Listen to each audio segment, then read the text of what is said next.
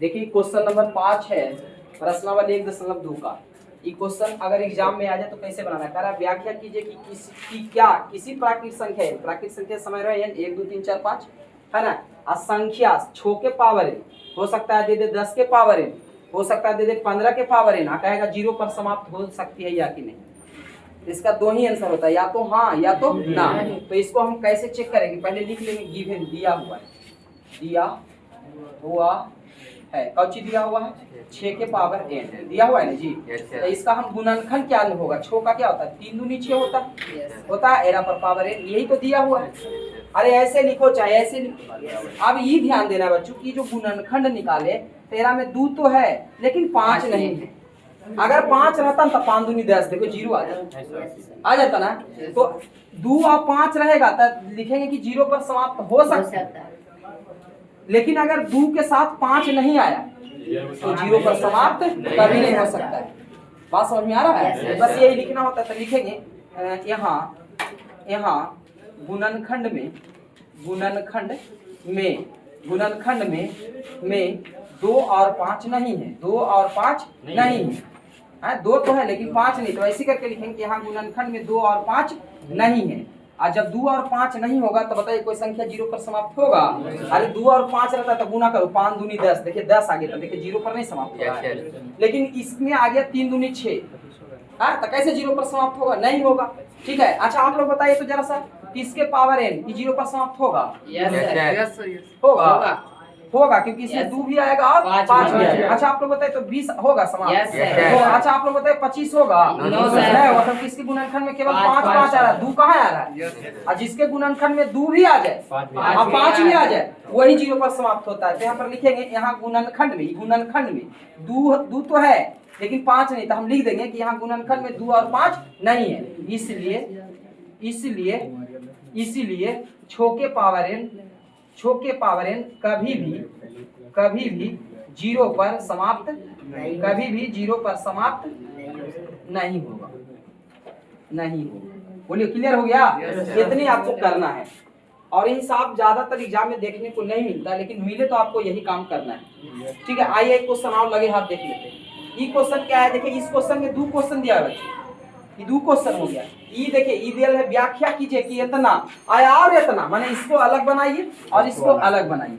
लेकिन कह रहा है बताइए भाज्य संख्या है नहीं। अगर देखिए इस हिसाब को बनाने के लिए तुम्हें पता होना चाहिए कि भाज्य किसको कहते हैं, अभाज्य किसको कहते हैं। ध्यान से सुनना, जो ध्यान से सुना ये कॉन्सेप्ट ठीक कर लिया, हिसाब इनके लिए बिल्कुल चटनी है। ये सब बचपन का हिसाब है। भाज्य संख्या उसे कहते हैं जो अपने से भी कटे, एक से भी कटे और दूसरों से भी कटे। सुनो क्या बोले, भाज्य संख्या जैसे एक हम ले लेते हैं यहाँ पर 10, तो ये अपने से भी कट जाएगा, 10 से भी 10 कट जाएगा, एक से भी कट जाता है, ये 2 से कटेगा और 5 से कटेगा। तो बताओ इसमें कई गुणनखंड निकल गया? 1 2 3 4 निकल गया। तो 4 गुणनखंड निकल गया तो समझिए ये कौची है, भाज्य। लेकिन जिसका केवल 2 ही गुणनखंड आवे, जैसे 11 देखो अपने से तो कटिए जाएगा भैया, कटिए जाएगा, एक से भी कट जाएगा। लेकिन आप बताओ कोई इसको काट सकता है? 11 नहीं काट सकता है। तो जिसमें केवल 2 ही गुणनखंड आवे वो क्या है, अभाज्य है। अब देखो मेरा बात को समझ लो, 2 गुणनखंड जैसे देखेंगे अभाज्य, लेकिन 2 से जैसे ज्यादा हो जाए 3 गुण 4 गुण 5 गुण तो समझिए क्या हो जाएगा, भाज्य। नहीं समझे? एक और बड़ी चीज समझा रहे, जरा ध्यान दो। एक और बड़ी चीज, जैसे बच्चों मान लेते हैं कि यहाँ पर लिखा हुआ है 48, जरा ध्यान दें। ये कॉन्सेप्ट एकदम ठीक हो गया तो ऐसे हिसाब को एकदम आराम कर पाओगे। तो तुम लोग बताओ 48 को मोटा मोटी जैसे आता वैसे तोड़ के दिखा दो। 24 दूना 48 तोड़ सकते हैं, ऐसे और भी है बच्चों का 48 है ना जी, 8 6 48 है ना जी। इसका मतलब है कि देखो कोई भी संख्या को अगर ऐसे तोड़ दिया तुमने तो ये समझो 24 से भागा दोगे तो 2 आएगा और 2 से भागा दोगे तो 24 आएगा। यही तो ये कह रहा है। अगर मान के चलो 12 को 48 में भागा दे दे तो कितना आएगा, 4। मतलब 12 से भी कटेगा और 4 से भी कटेगा। 12 से काटेगा तो 4 आएगा, 4 से काटेगा तो 12 आएगा, 8 से काटिएगा तो 6 आएगा, 6 से काटिएगा तो 8। समझ रहे हैं? तो ये भी ध्यान देना है कि 2 को संख्या के रूप में जब गुना के रूप में लिखते हैं तो इसका मतलब कि इससे भी कटने वाला है और इससे भी कटने वाला है। समझ रहे हैं? अच्छा चलिए अब आ जाते इस हिसाब को। इस हिसाब में क्या करा, अच्छा भाज्य संख्या का परिभाषा एक बार फिट हो गया सबको। भाज्य संख्या के 2 से अधिक गुणनखंड होते हैं। सॉरी भाज्य संख्या के, ठीक तो बोल रहे हैं, भाज्य संख्या जैसे भाज्य जो कटने वाला है जैसे कटने वाला है 9, तो देखिए सबसे पहले ही देखिए, ये तो 1 से कटेगा ही, आई अपने से भी कटेगा ही, अब 3 से भी कट गया, तो इसमें बोलो 2 से ज्यादा नहीं हो गया? 2 से ज्यादा गुणनखंड हो गया, मतलब ये भाज्य। अगर दुइया को रहेगा अभाज्य है, जैसे 11 देख लो, आज याद कुछ ले लो 13, तो 1 से कटेगा, अपने से कटेगा, केरो से भी कटेगा। तो बाद जैसे देखेंगे 2 गुणनखंड है, तो बोलो कौची रे? अभाज्य। लेकिन जैसे देखेंगे 2 से ज्यादा हो गया, 3 गो, मतलब आज बोलो ये कंसेप्ट ठीक है। अब आइए स्टेप बाय स्टेप इसको हम हल करते हैं। देखो बच्चों, ये क्वेश्चन दिया हुआ है आई वाला, तो यहाँ पर लिखेंगे गिवन, माने दिया हुआ है। क्या दिया हुआ है बच्चों? बता दो। 7 × 11 × 13 अजोड़ 13, यही ना दिया हुआ है। तो देखो इधर भी 13, इधर भी 13, बीच में जोड़ है, तो 13 ले लो कॉमन। ध्यान दो, 13 ले लेंगे कौची कॉमन, तो 13 ले लेंगे कॉमन, तो यहाँ बचेगा ई बचेगा 7, ई बचेगा 11, आई बचेगा 1, और यहाँ पर भी बचेगा 1। कॉमन ले ले 13 का ना।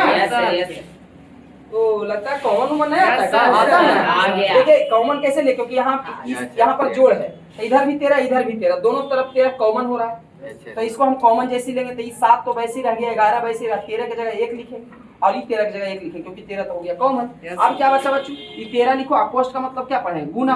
11 7 77, 77 × 1 77, और 77 में 1 जोड़ 78 हुआ 78। अब 78 हो गया, इसका मतलब दोनों को जब गुना करेंगे। अब देखिए एक बात बताए थे कि अच्छा इसमें हम 1 डाल सकते हैं अपने मन से कि ध्यान दो, 1 अपने मन से डाल सकते हैं कि नहीं? किसी को कंफ्यूजन? जैसे कहीं लिखा है 2 × 3, तब 3 दूनी 6, 1 डाल देंगे तब ये तो 6 में रहेगा ना। आप बोलो इसमें कै संख्या आ गया?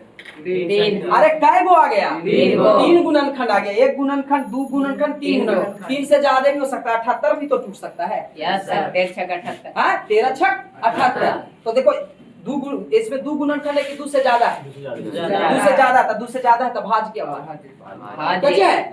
अभी बताया है भाज्य है। अभाज्य में केवल 2 ही गुणनखंड आएगा, एगो 1 एगो अपने। हाँ जैसे अभी देखिए 17, अभी फिर से बता दे रहे, एमा 1 आएगा, एगो 17 को आएगा, बताओ। एमा 2 ही गुणनखंड है, मतलब ये अभाज्य। लेकिन हेरा में देख लो ना बच्चों, देखो 13 हो गया, एगो 78 हो गया, 78 से भी निकलेगा 13 छक 78, 13 और 6 निकलेगा। आएगो यह 3 गो 2 से जैसी हुआ आगे, 2 से ज्यादा गुणनखंड आया, मतलब वो कौची है? भाज्य। यहाँ पर लिख देंगे यह क्या है? भाज्य। कारण लिखना चाहते तो लिख देंगे, क्योंकि इसके ध्यान से मेरी बात सुन ले, अपने कॉपी में नोट डाउन करना, क्योंकि इसमें 2 से अधिक गुणनखंड है, 2 से अधिक गुणनखंड है, इसलिए यह संख्या क्या है? भाज्य है। बोलो क्लियर है? चलो ठीक है, इसको नोट डाउन करें। नोट डाउन क्या, एक और देख लगे हाथ, इस साइड वाला देख लो। आपको एग्जाम में आएगा तो ये वाला अलग आएगा बच्चों, ये अलग आएगा। यहाँ पर 2 को एक ही साथ जोड़ दिया, समझ गए? तो इसको देखिए तो बच्चों, इसको ध्यान दो, ये क्या लिखा है? 7 × ये पहले लिखेंगे गिवन, दिया हुआ है, ध्यान देना रे। पहले दे रहे हैं 7 × 6 × 5 × 4 × 3 × 2 × 1 जोड़ 5। अब देखो इनमें 5 है, तो इनहू 5 है, 5 है ना, तो 5 दोनों तरफ है, तो 5 ले लो कॉमन। ले लेंगे कॉमन, तो कॉमन ले लेते हैं, तो 7 बचेगा, 6 बचेगा, 5 की जगह 1 बच जाए, जहाँ कॉमन हो गया। और क्या बच गया? 4 बच गया, 3 बच गया, 2 बच गया, 1 बच गया, 1 बच गया। अब प्लस ई पट्टी कोची बच गया? 1 रे, कॉमन हो गया ना। अब देखिए इसको कोची बचा? ये 5 हो गया, कोष्ट मतलब होता है गुना, इधर गुना करो, 7 छक 42। अब 42 चौका गुना करो, 42 चौका नहीं करे आता तो ऐसे गुना करना रे, 4 × 8 4 चौका 16, 168 हो गया। 168 गुने 6 कर लो, 8 छक 48 के 8, बाकी कितना हो गया? 4 और 16 छक 96 और 96 और 4 100, कितना गया? 1008। कितना गया बच्चा? 1008। 1008 एक ही वाला 1009। अरे समझ में आया? क्या देखो ये 5 हुआ ना बच्चू, आई सब गुना करके आया 1008, आई एक ही वाला 9 जोड़ है तो जोड़ देंगे ना, 1009। अच्छा बोलो इसमें 1 दे दे तो किसी को कोई आपत्ति? तो बोलो 2 गो गुणनखंड की 2 से ज्यादा, 2 से ज्यादा, भाज्य की अभाज्य, भाज्य की अभाज्य। कुछ के मुंह से अभाज्य आ रहा है, अभाज्य में 2 ही गुणनखंड होते हैं, लेकिन बोलो इसमें कई गुणनखंड है? कंप्लीट है। नीचे में क्या लिखेंगे कि इसमें गुणनखंडों की संख्या 2 से अधिक है।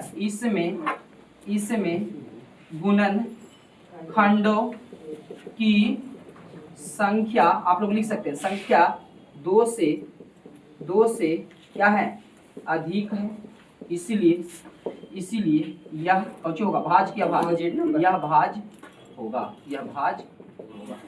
एक छोटा सा क्वेश्चन और है, उसको हम देख लेंगे।